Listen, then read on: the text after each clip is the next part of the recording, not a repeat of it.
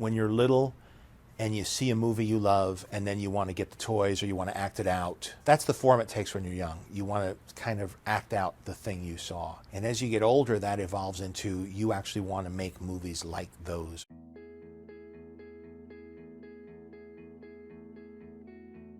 My creative origin, probably going to the movies with my dad. There were revival houses in the city in New York. You know, what really turned out to a curated experience of him figuring out what was playing at the certain revival houses down in Greenwich Village and saying, hey, we got to check this one out. You should see West Side Story. I would have never picked that movie, but I'm glad I saw it. And the Scorsese films, Woody Allen films, sci-fi stuff. When you're young and your dad tells you should check something out, you watch it with a very open mind and you imprint upon it.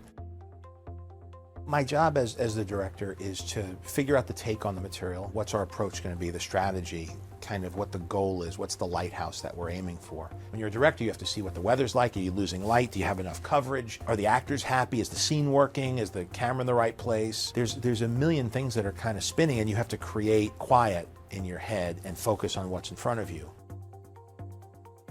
When you're on stage, it's all about you're in real time. You feel a lot of pressure because it's a moment and it's grace under pressure. And even if it's a film where it's not live, when that camera's rolling and it's your take, that's your moment. And it all has to happen then. It gives you a little insight into what an athlete must feel like, because it's all about, you know, when they've got the ball and they're taking their shot. And most people are like, hey, weren't you on The Sopranos? Or you were, you know, oh, what movie do I know you from? And I'll have to stand there with the valet and rattle off all my credits, but that's part of the gig. I love being on set. Since I was an extra, I used to do background work in Chicago just to be around it. And then to be an actor who's there and I could watch and learn. That's how I learned to make movies, by being on sets and watching other filmmakers do their thing. I've kind of slowly paid my dues over the years, and I've been lucky enough to have incremental growth.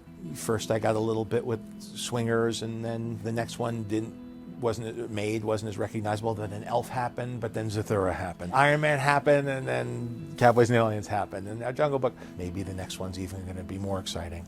And as opposed to feeling like my best days are behind me, and I think that's something that kind of, anybody who's creative, that's always something that hangs over you. Like, people still love what I've done, but is the big stuff behind me? Or is there cool stuff that I'm working on now that's going to be just as relevant as the stuff I'm remembered for?